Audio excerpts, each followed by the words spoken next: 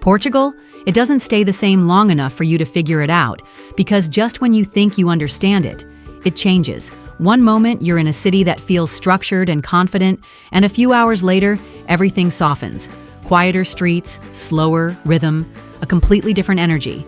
Then suddenly, the ocean takes over. Then mist, then cliffs, then calm again. It's like Portugal is constantly switching personalities, and honestly, it keeps you paying attention. So, welcome to week 2, where the landscapes shift, the moods deepen, and things get just a little more interesting. Stay with me.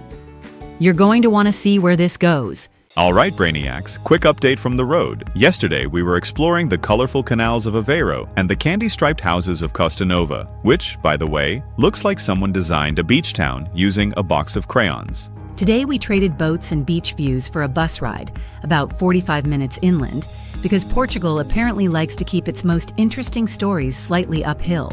The plan is simple: quick trip to Coimbra, soak up 7 centuries of academic wisdom, and then head back to Porto later tonight. Yes, because we are still staying at the beautiful Vinci Ponte de Ferro Hotel, and abandoning that view of the Douro River overnight would be emotionally irresponsible. So with backpacks packed, curiosity activated, and Sarah already judging the bus timetable, we've arrived in Coimbra. A city famous for knowledge, students, and, as we're about to discover, some very unusual library staff.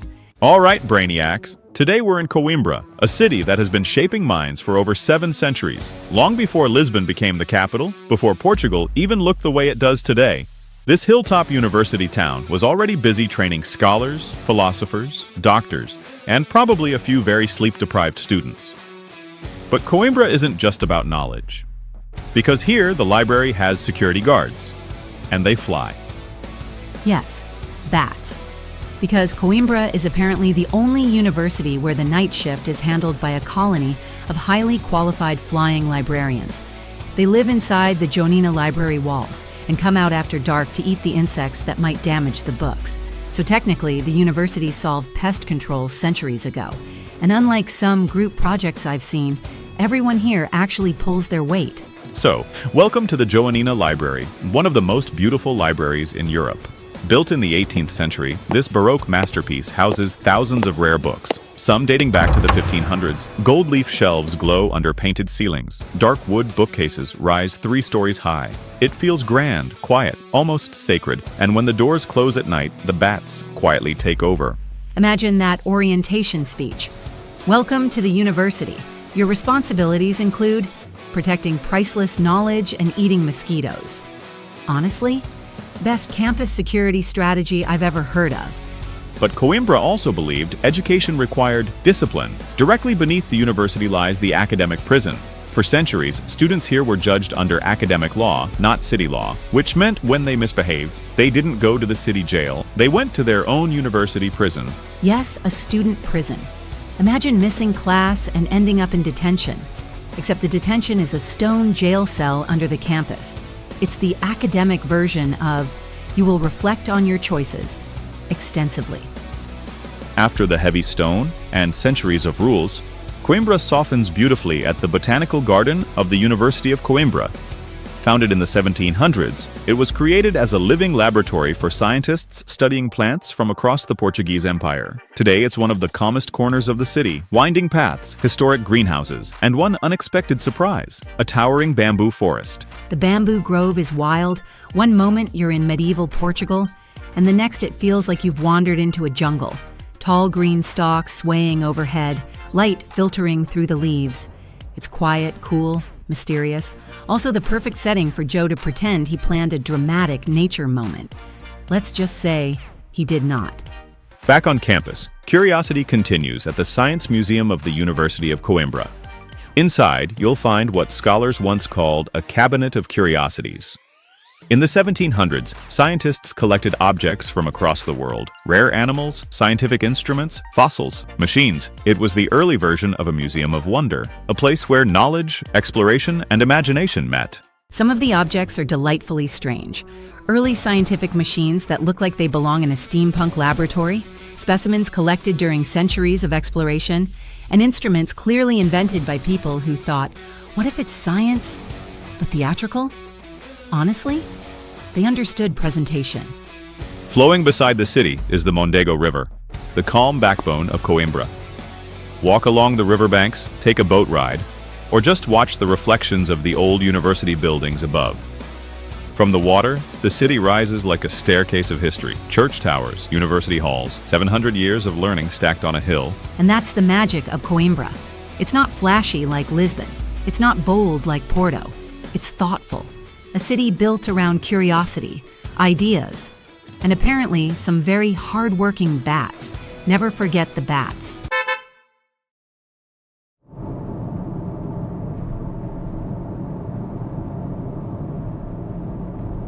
Earlier this morning, we left Coimbra, a city full of university towers, old libraries, and quiet riverside streets.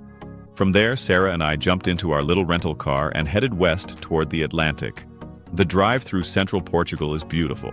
Rolling countryside, small villages, and just enough winding roads to remind you that Google Maps sometimes has a sense of humor. About an hour later, the landscape changed. The air smelled like salt. The wind picked up.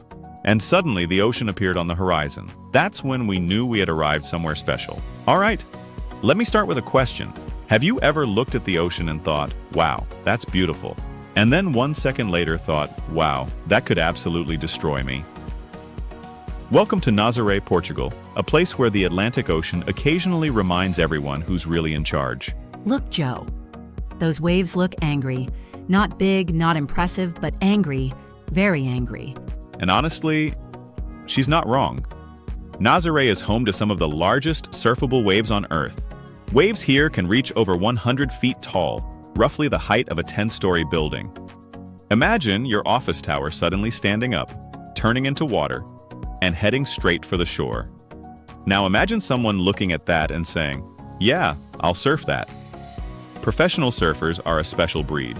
Part athlete, part meteorologist, and part person who clearly skipped the chapter on self-preservation. But the most fascinating part about Nazaré is that these waves aren't random. They're created by something hidden beneath the ocean.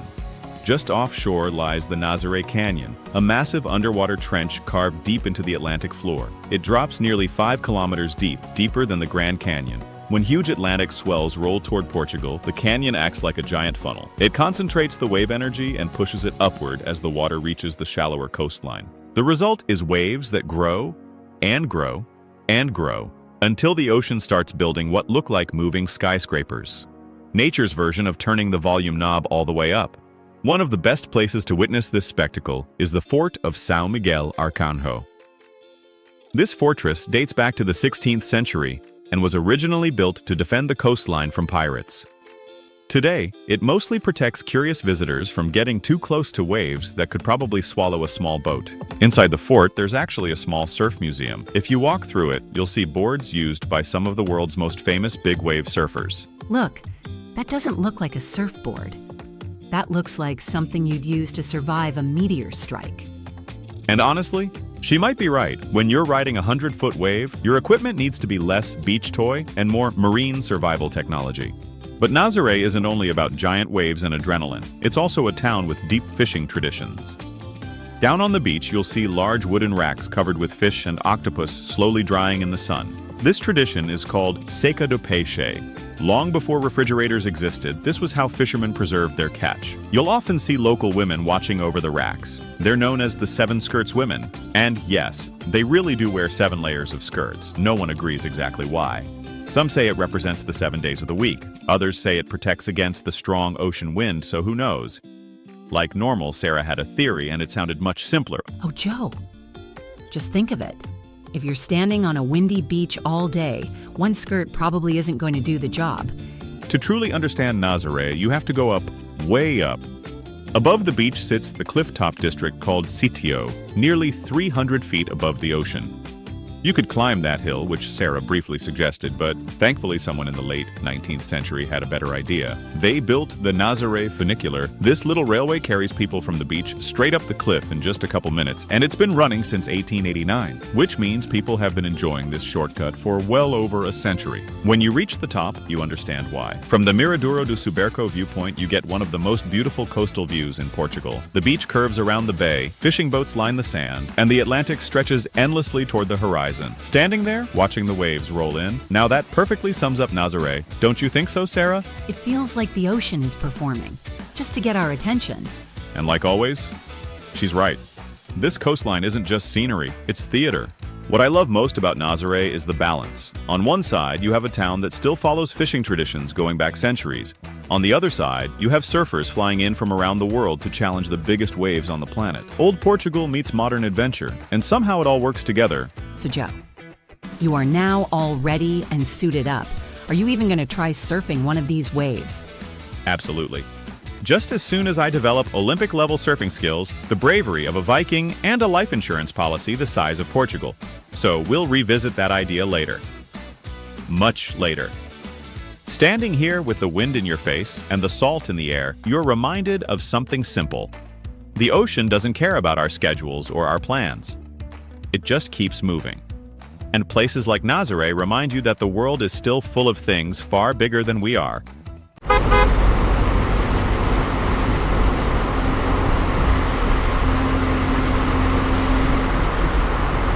This morning, we did something slightly heartbreaking.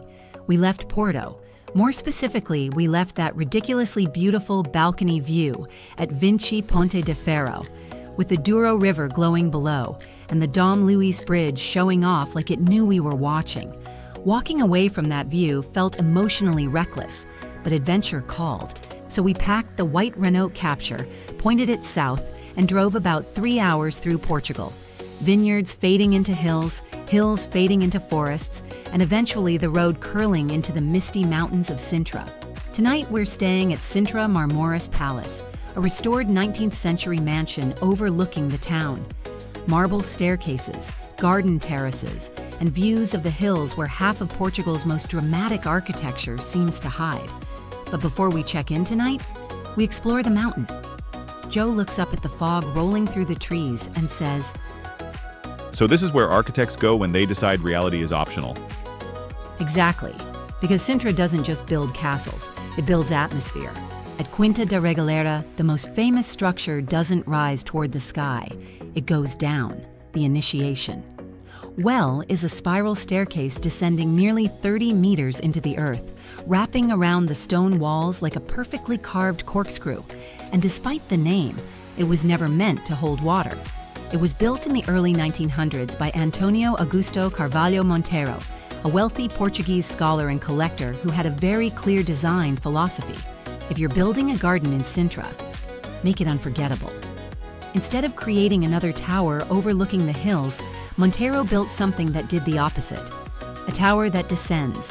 The well has 9 levels, each connected by elegant arches and balconies, creating a spiral that slowly draws you deeper underground. Joe leans over the railing and peers down the center. This feels like the world's most elegant fire escape. It does, but as you descend, something interesting happens. The air cools, the sounds of the garden fade away, and the outside world slowly disappears above you. By the time you reach the bottom, you're standing in a circular stone chamber surrounded by moss, filtered light, and quiet. Monteiro designed the well to feel like a journey inward, a moment of pause away from the noise of the world above. Not mystical, just philosophical. The idea that sometimes understanding comes from stepping away from the noise above. So basically, the opposite of social media. But the well is only half the experience, because once you reach the bottom, you don't climb back out. You walk forward.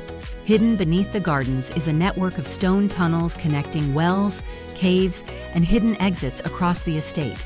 Yes, actual tunnels. Monteiro designed the property like a giant outdoor puzzle. Sarah, love, I really respect this level of architectural commitment. Then we climb higher into the hills, because perched along the ridge sits Castelo dos Mouros, the Moorish castle. These stone fortifications date back to the 8th century, when the Moors ruled much of the Iberian Peninsula, and whoever chose this location clearly understood geography. The walls snake across the ridge like a stone dragon. From up here you can see everything. The forests below, the Atlantic shimmering in the distance, and across the mountain, the wildly colorful Pina Palace looking like someone spilled a box of highlighters on a medieval fortress. Okay, I understand the strategy now. Yes, If you controlled this ridge, you controlled the entire region. After all that climbing, Sintra offers something equally historic: pastries. At Casa Periquita, bakers have been making travesseros for more than a century. The name literally means pillows. Flaky pastry folded around sweet almond cream and dusted with sugar. Joe watches the baker fold the dough. That looks simple. I think I can do that. Which is exactly what someone says moments before discovering it isn't. Back at the table, I watch him take the first bite. Oh no. We are so buying more. Sintra pastries are not snacks. They're commitments, and we are so committing. By late afternoon, the fog rolls back across the hills again. Castles soften into the mist, stone towers fade into the forest. Joe looks up at the mountain and promptly asks me, Do you realize this entire town feels like someone built it for explorers? "That's Sintra. Not just beautiful, curious. A place where every path leads to something unexpected."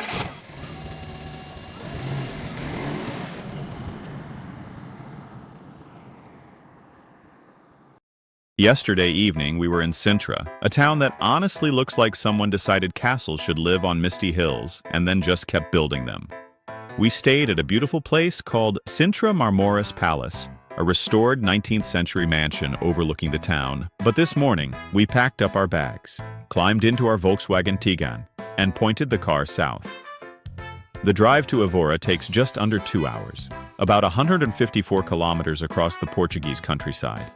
And it's one of those drives where the landscape slowly changes around you. The forests around Sintra begin to thin out. The hills open into wide rolling plains, and the air suddenly feels warmer and quieter. Before long, you start noticing something unusual appearing along the roadside: cork trees, which is when you realize you've arrived in Alentejo. All right, listen for a second. Hear that? Nothing. Just wind moving through the trees, and somewhere in the distance a bird that clearly woke up before the rest of us. We are standing in the middle of a cork oak forest. Now at first glance, it just looks like a peaceful grove of trees. But these trees are doing something pretty remarkable. This bark right here? This is cork, the same cork used in millions of bottles around the world. But here's the fascinating part. The trees are never cut down. Every 9 years, workers carefully remove the outer bark by hand. No chainsaws, no damage to the tree. Just a skilled process passed down through generations. When the bark comes off, the trunk underneath turns this deep reddish color, almost like the tree just stepped out of a very dramatic haircut. Joe, this tree looks like it just got a spa treatment. She's not wrong. And the tree simply grows the cork back again. Some of these trees have been producing cork for over 200 years. Portugal actually produces about half of the world's cork. So there's a very good chance the cork in your kitchen started its life in a forest just like this. Standing here, you realize something. This isn't just farming, it's a centuries-old partnership between people and nature. From the quiet cork forests, we continued driving until the white walls of Evora appeared on the horizon. Walking into Evora feels like stepping into sunlight. Whitewashed houses, yellow borders painted along the walls, stone streets that have been walked on for centuries, and history everywhere you look: Roman, medieval, Renaissance, all layered together. And then suddenly you see this, the Roman Temple of Evora, 14 elegant Corinthian columns standing almost exactly as they did 2,000 years ago. But here's a strange historical twist. For centuries, people didn't realize this was a Roman temple. During the Middle Ages, it was actually used as a butcher shop. Yes, one of the most beautiful Roman ruins in Europe once stored meat. History occasionally has a sense of humor. Joe, if a Roman senator walks past right now, I'm pretending I belong here. Honestly, at sunset, it almost feels possible. The light hits the stone, the shadows stretch across the square, and suddenly time feels very close. Now follow me for something unusual. This is the Agua de Prata aqueduct, built in the 1530s to bring fresh water into the city. But if you look closely, you'll notice something surprising. Some of the aqueduct arches actually contain houses and shops. People literally live inside the aqueduct. Joe, imagine explaining that address. Yes, hello, dear. That's easy to find. It's the third aqueduct arch on the left.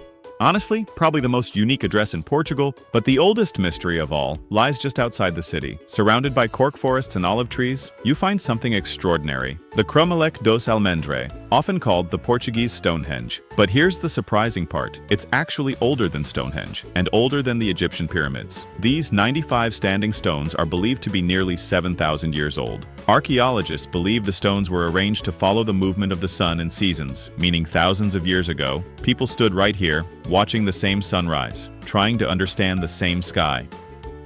Okay, this might officially be the oldest place we visited.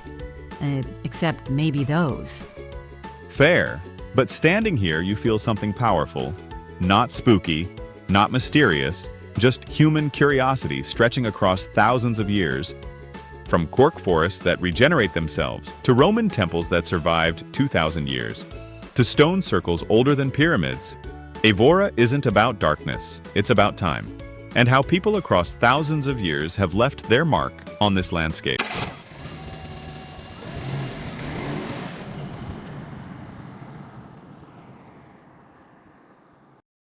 There's a place in Europe where the land simply stops and the Atlantic takes over. Wind screaming, cliffs dropping straight into the ocean. Today, we drove almost 3 hours just to stand there.